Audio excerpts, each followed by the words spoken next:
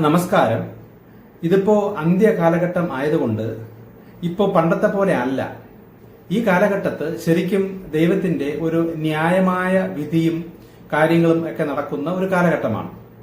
അപ്പൊ പലരും എന്നോട് ചോദിച്ചിട്ടുണ്ട്, എന്റെ ഈ മെസ്സേജുകൾ കേട്ട് കഴിയുമ്പോൾ പിന്നെ മോക്ഷം എന്ന് പറയുന്നു, അല്ലെങ്കിൽ ഇനി അവർക്ക് പുനർജന്മം ഇല്ല എന്നൊക്കെ പറയുന്നു. അപ്പോൾ ഈ നന്നാവാത്ത ആൾക്കാർ, ഇപ്പോൾ ഈ എന്റെ മെസ്സേജ് കേട്ട് എല്ലാവരും അതേപോലെ അങ്ങ് ആ സൃഷ്ടാവ് ദൈവമായിട്ടൊരു കണക്ഷൻ ഒന്നും വരുന്നില്ലല്ലോ. അപ്പൊ അങ്ങനെ ഇത് കേട്ടു മനസ്സിലാക്കി, പക്ഷെ ഇതേപോലെ ഒന്നും ജീവിക്കാൻ പറ്റുന്നില്ല, അങ്ങനെ സാധിക്കുന്നതും ഇല്ല. അപ്പൊ അങ്ങനെയുള്ളവർക്കും എങ്ങനെ മോക്ഷം കിട്ടും? ഞാനീ പറയുന്ന മോക്ഷം എന്ന് പറയുന്നത് പല രീതിയിലാണ് ഈ മോക്ഷം. ഇത്രയും നാളത്തെ ഒരു ആത്മീയ യാത്രയില് ഈ സൃഷ്ടാവാം ദൈവത്തിലേക്ക്, അല്ലെങ്കിൽ ആ അൾട്ടിമേറ്റ് പവറിലേക്ക്, ആ ഒരു മനസ്സിലേക്ക് ആത്മാക്കൾ പോകുന്നതിനെയും മോക്ഷം എന്ന് പറയും.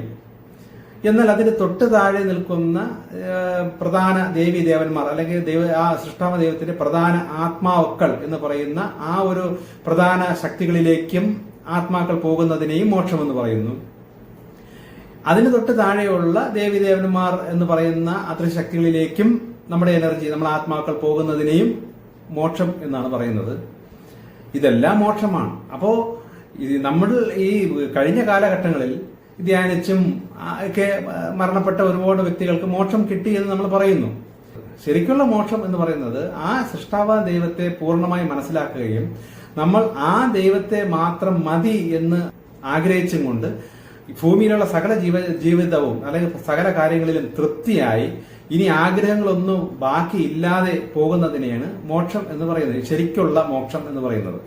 എന്നാൽ മറ്റുള്ള മോക്ഷം എന്നൊക്കെ പറയുന്നതെല്ലാം ഈ ജന്മമോക്ഷമാണ്. അതായത് ഭൂമിയിൽ വന്നു ഈ ജന്മത്തിൽ ചെയ്യേണ്ട ചില കടമകളും കാര്യങ്ങളും ചെയ്യുന്നു, മരണശേഷം മോക്ഷം എന്ന ലെവലിലേക്ക് പോകുന്നു. പക്ഷെ ഒരിക്കലും അവരുടെ ആഗ്രഹങ്ങളോ അവരുടെ ലക്ഷ്യങ്ങളോ പൂർത്തീകരിക്കണമെന്നില്ല. പക്ഷെ ആ ജന്മത്തിൽ ചെയ്യേണ്ട കാര്യങ്ങൾ ഓക്കെയായി.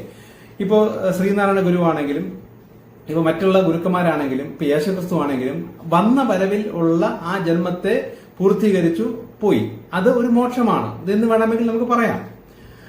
എന്നാൽ ശരിക്കുള്ള മോക്ഷം എന്ന് പറയുന്നത്, എനിക്ക് ദൈവം പറഞ്ഞിരുന്ന മോക്ഷം എന്ന് പറയുന്നത്, ഒരു വ്യക്തി ഭൂമിയിൽ വന്നു, അവൻ സൃഷ്ടാവാം ദൈവം അല്ലെങ്കിൽ ഈ മറ്റുള്ള അതിശക്തികളിൽ നിന്നെല്ലാം വിട്ട് ഏറ്റവും ഹൈ ലെവലിലേക്കുള്ള ആ പ്രധാന മഹാദേവൻ എന്നൊക്കെ പറയുന്ന ആ ശക്തിയിലേക്ക് അവൻ ലയിച്ചു ചേരുന്നതാണ് യഥാർത്ഥ മോക്ഷം. അത് എപ്പോഴെന്ന് വെച്ചാൽ അതിൽ ദുർമരണം എന്നൊരു സാധനം ഇല്ല. നമ്മൾ വൃദ്ധരായി വയസ്സായി നമ്മുടെ ഉള്ളിൽ തന്നെ നമുക്ക് ഇന്ന സമയത്ത് ഞാൻ പോകും, എനിക്ക് മരിക്കണം, എനിക്ക് മരിക്കും എന്ന ഒരു ബോധം വന്നിട്ട് ധ്യാനത്തിലൂടെ നമ്മുടെ ആത്മാവിനെ ശരിക്കും ആ അൾട്ടിമേറ്റ് ശക്തിയിലേക്ക് വിട്ടുകൊടുക്കുന്നതാണ് യഥാർത്ഥ മോക്ഷം. അപ്പൊ ഈ അന്ത്യകാലത്ത് ദൈവം പ്ലാൻ ചെയ്യുന്നത് ആ ഒരു ഫസ്റ്റ് ക്വാളിറ്റി തെരഞ്ഞെടുപ്പ്, ആ ഒരു മോക്ഷത്തിലേക്കും ആൾക്കാർ പോകുന്നുണ്ട്. അതിന് തൊട്ട് താഴെയുള്ള മറ്റ് അദൃശ്യ ശക്തികളിലോട്ട് എല്ലാം പോകുന്നത്. അവർക്കും ഇനി പുനർജന്മം ഇല്ല. കാരണം ഇനി ആത്മാക്കളെ അധികം ഒന്നും പഠിപ്പിക്കാനില്ല. കാരണം ഈ അന്ത്യകാലത്ത് ആത്മീയ മേഖലയിലെ സകലമാന കാര്യങ്ങളും തിരിച്ചും മറിച്ചും ഒക്കെ പഠിപ്പിച്ച് അവരെ എല്ലാം റെഡിയാക്കിയിട്ടാണ് ഇനി നിങ്ങൾക്ക് ഏതിലോട്ട് പോകണം എന്ന് സെലക്ഷൻ അവരുടെ കയ്യിൽ കൊടുത്തിരിക്കുന്നത്. അപ്പൊ ഇങ്ങനെ പല സെക്ഷനിലായിട്ടാണ് ശരിക്കും ഇനി അങ്ങോട്ട് പോകേണ്ടത്. പക്ഷെ ഈ ക്രിസ്ത്യൻ മേഖലയിലാണെങ്കിലും യേശുവിന്റെ അടുത്തല്ല പോകേണ്ടത്. എനിക്ക് ആ യേശുവിന്റെ പിതാവിന്റെ അടുത്ത് പോയാൽ മതി, അതിലോട്ട് പോകണം. കാരണം യേശു പറഞ്ഞ ആ പിതാവിലോട്ട് എനിക്ക് പോകണം എന്ന് ആഗ്രഹിക്കുന്നവർക്ക് മാത്രമേ ആ പിതാവിലോട്ട് പോകാൻ കഴിയുള്ളൂ. പക്ഷെ അല്ലാത്തവർക്കൊക്കെ പോകാൻ പറ്റും. എവിടെ? യേശുവിന്റെ അടുത്തേക്ക് പോകും, അതായത് പുത്രന്റെ അടുത്തേക്ക് പോകും. ഒരിക്കലും പിതാവിന്റെ അടുത്തേക്ക് എത്തില്ല. അതും മതി, തൃപ്തിയാണ്. അതേപോലെ ഹൈന്ദവ രീതിയിൽ നോക്കണമെങ്കിലും ആ പരബ്രഹ്മത്തിലോട്ട്, ശരിക്കുള്ള അൾട്ടിമേറ്റിലോട്ട് പോകണമെന്ന് ആഗ്രഹിക്കുന്നവർക്ക് അങ്ങോട്ട് പോകാം. അതിന് തൊട്ട് താഴെയോട്ട് പോകുന്ന അതാണ് എന്റെ ശക്തി. ഇപ്പൊ മുരുകൻ എന്നൊക്കെ പറയുന്നെങ്കിൽ ആ മുരുകൻ എന്ന് പറയുന്ന ആ അദൃശ്യ ശക്തിയിലേക്ക് ആ ആത്മാ പോകും. ഇപ്പൊ എന്റെ ഈ മെസ്സേജ് കേട്ടതിന് ശേഷം പല ദർശനങ്ങളും കാഴ്ചകളും അതിലൂടെ നിയന്ത്രണങ്ങളും സംസാരങ്ങളും അങ്ങനെ പലതും അനുഭവപ്പെടുന്ന പലരുമുണ്ട്. അപ്പൊ അങ്ങനെയൊക്കെ അനുഭവപ്പെട്ട് തുടങ്ങിയ വ്യക്തികൾ എന്റെ മെസ്സേജ് കേട്ടതിന് ശേഷം അതിന്റെ അടിയിൽ എന്തെങ്കിലും ഒരു അടയാളം നിങ്ങൾ കൊടുക്കണം. എനിക്ക് ആ ഒരു ലെവലിലേക്ക് കിട്ടുന്നുണ്ട്, ആ സൃഷ്ടാവ ദൈവത്തിൽ നിന്ന് മറുപടി കിട്ടുന്നുണ്ട് എന്ന് നിങ്ങൾ ഈ മെസ്സേജിന്റെ അടിയിൽ ഒന്ന് കമന്റ് ചെയ്താൽ എത്ര പേര് അതിലോട്ട് ആ ലെവലിലേക്ക് എത്തി എന്നുള്ളത് എനിക്കും അറിയാൻ പറ്റും. അനേകർ എത്തുന്നുണ്ട് എന്ന് ദൈവം എനിക്ക് പറഞ്ഞിരുന്നുണ്ട്. ഒരുപാട് പേര് അതിലോട്ട് എത്തുന്നില്ല എന്ന് പറയുന്നുണ്ട്. പക്ഷെ അവർ ആഗ്രഹിക്കുന്നുണ്ട്. അപ്പൊ ഞാനീ പറയുന്നത് മെയിനായിട്ട് മനസ്സിലാക്കേണ്ട ഒരു കാര്യം, ആ ഒരു അൾട്ടിമേറ്റ് പവറിലോട്ട് നമ്മൾ എത്തണമെങ്കിൽ നമ്മൾ അത്ര കണ്ട് നമ്മൾ ആ ഒരു ക്വാളിറ്റിയിലേക്ക് ആയി വരണം. അത് പലരും ഇത് ആഗ്രഹിക്കുന്നുണ്ട്, പലർക്കും അത് എത്താൻ കഴിയുകയും ചെയ്യും. കാരണം അവരെ അകത്തിരിക്കുന്ന ആത്മാവ് ആ ഒരു അൾട്ടിമേറ്റ് ഞാൻ ഉദ്ദേശിക്കുന്ന അല്ലെ എന്നോട് സംസാരിക്കുന്ന ആ ശക്തിയിലേക്ക് എത്താൻ ആഗ്രഹിക്കുന്ന ആത്മാക്കളും ഉണ്ട്. പക്ഷെ ഇവിടെ പ്രശ്നം എന്താണെന്ന് വെച്ചാൽ, ഇപ്പൊ നമ്മളിപ്പോ ഒരു ഒരു ഒരു മരത്തിൽ കയറുന്നു എന്ന് വെച്ചോ. അപ്പൊ ഓരോ കൈ പിടിച്ച് കാല് വെച്ച് അടുത്തത് പിടിച്ച് മുകളിലോട്ട് എത്തിപ്പിടിച്ച് അടുത്തത് മുകളിലോട്ട് എത്തിപ്പിടിച്ച് ഇങ്ങനെ നമ്മൾ കൈകൊണ്ട് അടുത്ത ശിഖരത്തിൽ മുകളിലോട്ട് പിടിച്ചാണ് നമ്മൾ മുകളിലോട്ട് കയറേണ്ടത്. ഇതുപോലെ തന്നെയാണ് ആത്മീയത്തിലും നമ്മൾ മുകളിലോട്ട് പിടിച്ച് വേണം മുകളിലോട്ട് കയറി പോവാൻ. ഇത് ആത്മീയത്തിലാണെങ്കിലും ഭൗതികത്തിലാണെങ്കിലും മുകളിലോട്ട് കയറി പോകണമെങ്കിൽ നമ്മൾ പിടിച്ച് എത്തി പോണം. പക്ഷെ നമ്മൾ മുകളിലോട്ട് പിടിച്ചിട്ട് നമ്മൾ അതിന് തൊട്ട് മുമ്പ് പിടിച്ച പിടി വിടാതെ നമ്മൾ മുകളിലോട്ട് പിടിച്ച് വലിച്ചുകൊണ്ടിരുന്നാൽ ഒരിക്കലും നമുക്ക് മുകളിലോട്ട് പോകാൻ കഴിയില്ല. കാരണം മുകളിലോട്ട് പിടിച്ചാൽ ആദ്യം പിടിച്ച പിടി വിട്ടിട്ട് അതിനും മുകളിലോട്ട് അടുത്ത് പിടിക്കണം. ഇങ്ങനെ പിടിച്ച് പോയാലേ പോകാൻ പറ്റുള്ളൂ. ഇപ്പൊ ഞാൻ ഈ പ്രാർത്ഥിച്ച് നോക്കുമ്പോൾ ദൈവം എനിക്ക് പറഞ്ഞിരുന്നത്, പല വ്യക്തികളും ആഗ്രഹിക്കുന്നുണ്ട്, മുകളിലോട്ട് പിടിക്കുന്നുണ്ട്, പക്ഷെ ആൾറെഡി നേരത്തെ പിടിച്ച പിടി അവർ വിടുന്നില്ല. ഇതിൽ നിന്ന് നിങ്ങൾക്ക് കാര്യങ്ങൾ മനസ്സിലായി കാണും എന്ന് വിശ്വസിക്കുന്നു. പലരും ഇപ്പൊ പിടിച്ചിരിക്കുന്ന പിടി അങ്ങോട്ട് വിടുന്നില്ല, പക്ഷെ മുകളിലോട്ട് പിടിക്കുന്നുണ്ട്, ആയുന്നുണ്ട്, ശ്രമിക്കുന്നുണ്ട്. പക്ഷെ നിങ്ങൾ മനസ്സിലാക്കേണ്ടത്, ആദ്യം പിടിച്ച പിടി വിട്ടാലേ മുകളിലോട്ട് നിങ്ങൾക്ക് കയറിപ്പോകാൻ പറ്റുള്ളൂ. ഇത് നിങ്ങൾ ശ്രദ്ധിക്കണം. ഇതിനുള്ള വഴികളും കാര്യങ്ങളൊക്കെ ഞാൻ പറഞ്ഞുകൊണ്ടിരിപ്പുള്ളതാണ്. ഈ മുകളിലോട്ടുള്ള പിടി, അതായത് കൂടുതലുള്ള അറിവ്, കൂടുതൽ ജ്ഞാനം, കൂടുതൽ രഹസ്യങ്ങളൊക്കെ പറഞ്ഞിരുന്നതാണ് മുകളിലോട്ടുള്ള പിടി. അപ്പൊ മുകളിലോട്ട് നിങ്ങൾ പിടിക്കുമ്പോൾ തൊട്ട് മുമ്പ് പിടിച്ചത് വിടണം, എന്നിട്ട് അടുത്തത് അതിനും മുകളിലോട്ട് പിടിക്കാൻ നോക്കണം. അപ്പൊ അതും വിടേണ്ടി വരും. ഇങ്ങനെ പിടിച്ച് കയറാൻ നോക്കണം. ഇത് ആരും അങ്ങോട്ട് ശ്രമിക്കുന്നില്ല. ഇപ്പോ സൃഷ്ടാവായ ദൈവത്തിലേക്ക് നമ്മൾ ഒരു കണക്ഷൻ വരുന്നു, അല്ലെങ്കിൽ ആ ദൈവത്തെ മനസ്സിലാക്കി ആ ദൈവത്തിലേക്ക് എത്തി.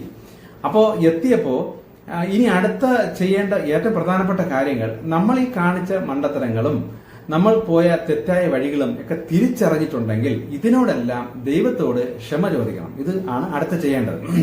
ഇപ്പൊ നമ്മളിപ്പോ അറിവില്ലായ്മയിൽ ചെയ്തതായിരിക്കാം, പക്ഷെ നമ്മൾ അറിഞ്ഞുകൊണ്ട് നമുക്ക് നോക്കാം, ആ വഴി കൂടെ രക്ഷപ്പെടട്ടെ എന്ന് വിചാരിച്ച് തെറ്റായ വഴിയിൽ പോയതായിരിക്കാം. പക്ഷെ ഈ പോയതിനെല്ലാം തെറ്റിപ്പോയെങ്കിൽ അതിനെല്ലാം പശ്ചാത്താപിച്ച് ദൈവത്തോട് ക്ഷമ പറയണം.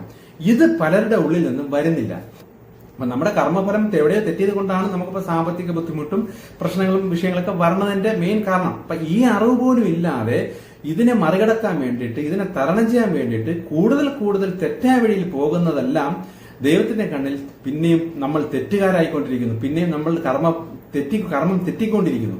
അപ്പൊ ഇത് തിരിച്ചറിഞ്ഞ് നമ്മൾ ദൈവത്തോട് ക്ഷമ പറയുകയും പശ്ചാത്താപിക്കുകയും, ശരിക്കും പറഞ്ഞാൽ ഉള്ളിൽ നിന്ന് ആ ഒരു വിഷമോ കണ്ണുനീരോ ഒന്നും ആർക്കും വരുന്നില്ല. ചിലർക്ക് വരുന്നുണ്ട്, പലർക്കും വരുന്നില്ല. ഇതാണ് ആ മുകളിലേക്കുള്ള അടുത്ത പിടിയുടെ ഒരു ഘട്ടം. അപ്പൊ അടുത്ത പിടി പിടിക്കുമ്പോൾ ഈ ചെയ്തുകൊണ്ടിരിക്കുന്നത് വിടുകയും ചെയ്യണം. നമുക്ക് പറ്റിപ്പോയ തെറ്റുകൾക്കും കുറ്റങ്ങൾക്കും കുറ്റബോധം വന്ന് ദൈവത്തോട് ക്ഷമ പറയുന്ന ഒരു മനസ്സ് അടുത്ത് വരികയും ചെയ്യണം. അത് ചെയ്യുകയും ചെയ്യണം. ഇത് എത്ര ചെയ്യണം? നമ്മൾ എത്രയാണോ തെറ്റിയത് അതിന്റെ ഒരു പടി മുകളിലേക്ക് നമ്മൾ ക്ഷമ പറഞ്ഞുകൊണ്ടേയിരിക്കണം. അതായത് അതിന്റെ ഇന്റൻസിറ്റിയാണ് ഞാൻ പറയുന്നത്, ആഴോട് ഞാൻ പറയുന്നത്. ഇപ്പൊ നമ്മളൊരു 5 വർഷം കൊണ്ട് ഒരു തെറ്റ് ചെയ്തുകൊണ്ടിരിക്കുന്നുണ്ടെങ്കിൽ ഇപ്പൊ ആ ബോധ്യം വന്നു, നമ്മൾ പറ്റിപ്പോയി, ഉയർച്ചയും വന്നില്ല, പക്ഷെ ഇത്ര നാളും തെറ്റിപ്പോയി. അപ്പൊ ഇനി സൃഷ്ടാവ ദൈവത്തോട് എത്തി ആ ദൈവത്തിൽ നിന്ന് ഒരു രക്ഷ കിട്ടിയാലേ രക്ഷയുള്ളെങ്കിൽ ഈ പറ്റിപ്പോയ തെറ്റ് എത്രയാണോ ചെയ്തത് അതിന്റെ അപ്പുറത്തോട്ട് നമ്മുടെ ഉള്ളുരുകി ദൈവത്തോട് ക്ഷമ ചോദിക്കണം. ഇതൊക്കെയാണ് ഇതിന്റെ അടുത്ത രഹസ്യങ്ങളും മർമ്മങ്ങളും എന്നൊക്കെ ഞാൻ പറയുന്ന കാര്യമാണ്. അത് ചെയ്യണം. അപ്പൊ ഇത് ഉപേക്ഷിക്കുകയും ചെയ്യണം. പോരാതെ നമ്മൾ ആഴത്തിലൂടെ എത്രത്തോളം ഡീപ്പായിട്ട് നമുക്ക് ക്ഷമ പറയാൻ പറ്റും അത്രയും ഉള്ളൊരുക്കി മനസ്സ് തട്ടി ക്ഷമ പറയണം. നമ്മൾ വെറുതെ ക്ഷമ പറഞ്ഞ ദൈവമേ ക്ഷമിക്കണം, എന്നോട് ക്ഷമിക്കണേ ദൈവം ഇങ്ങനെ പറഞ്ഞാൽ അതിന്റെ ആഴം വരുന്നില്ല, അത് ഉള്ളിലേക്ക് ആഴ്ന്നിറങ്ങുന്നില്ല. ഉള്ളിൽ തട്ടി ഉള്ളിൽ ആഴ്ന്നിറങ്ങിയുള്ള ക്ഷമാപണം വരുമ്പോൾ നമുക്ക് റിസൾട്ട് പെട്ടെന്ന് വരും. കാരണം അങ്ങനെ വന്നാൽ മാത്രമേ ഈ പ്രവൃത്തിയുടെ ഫലം നമുക്ക് ദൈവത്തിൽ നിന്നും അല്ലെങ്കിൽ മറ്റു ശക്തികളിൽ നിന്നും ക്യാൻസലായി കിട്ടുള്ളൂ.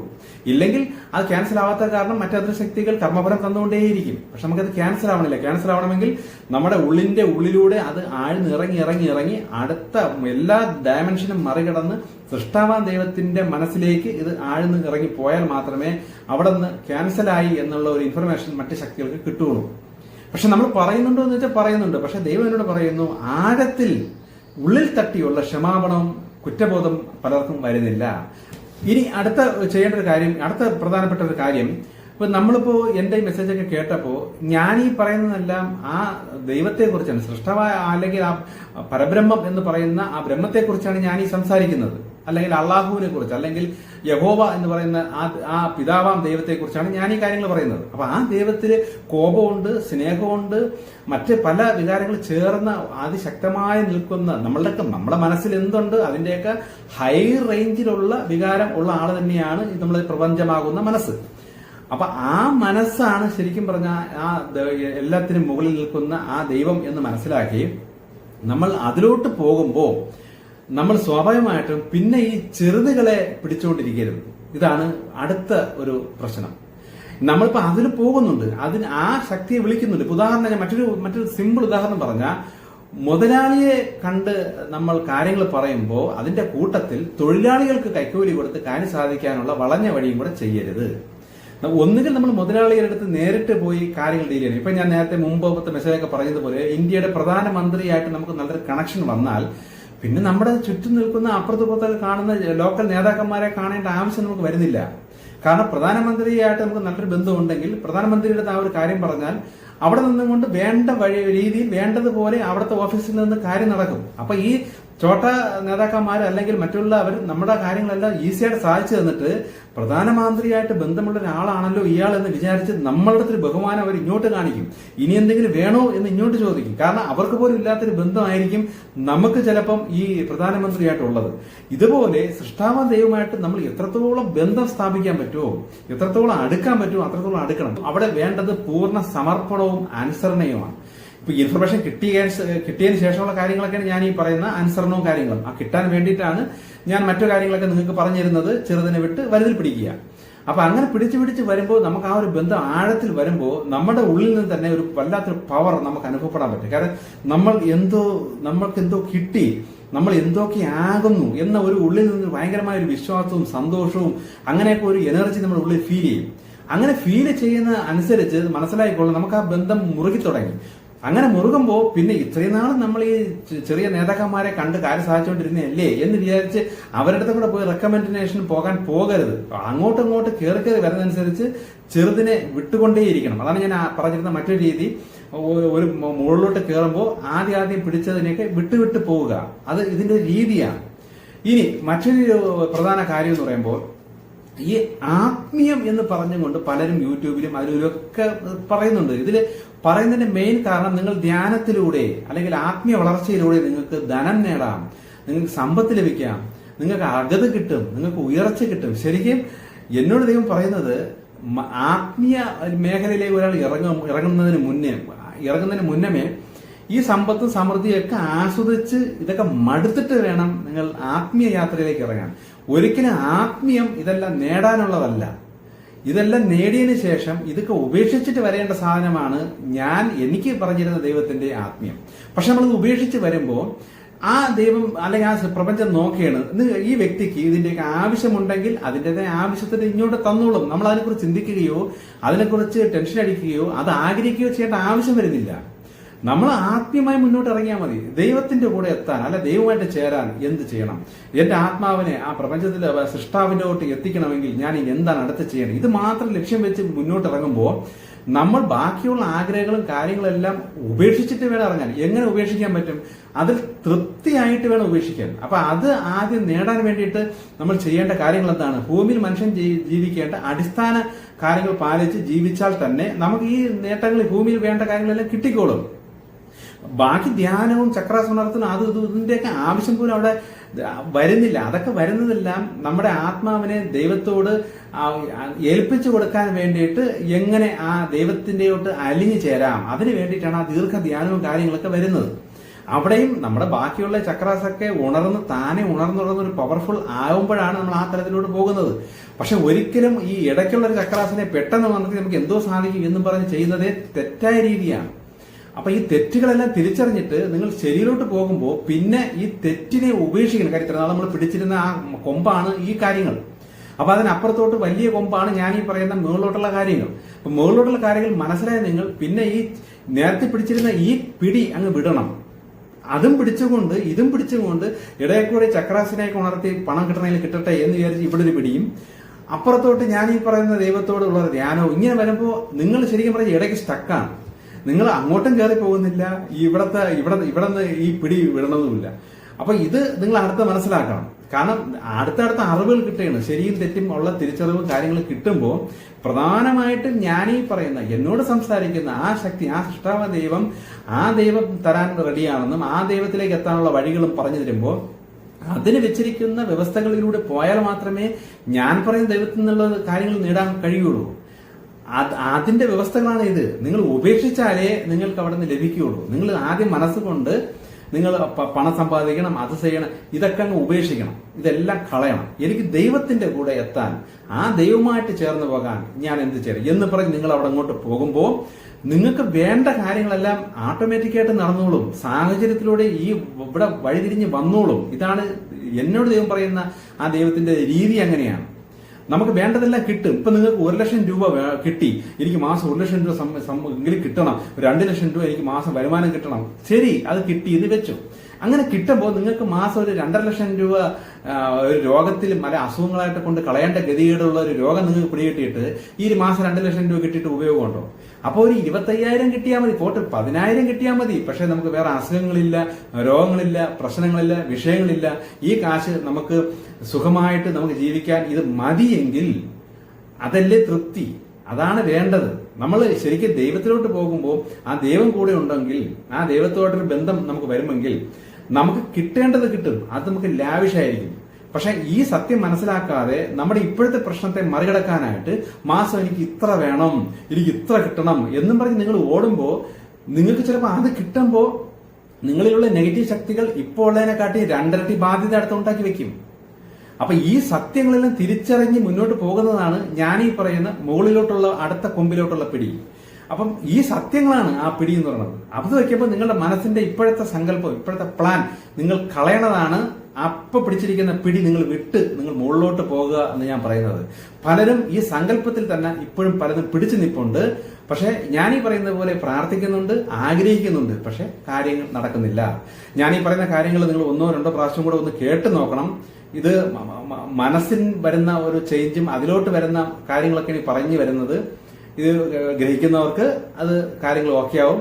പാടായിട്ടുള്ളവർക്ക് 1-2-3 പ്രാവശ്യം കേട്ട് നോക്കിയാലും നിങ്ങൾക്ക് ഏതാണ്ട് ഒരു ഐഡിയ കിട്ടും. ഓക്കെ, ബാക്കി ചില കാര്യങ്ങളൊക്കെ അടുത്തത്.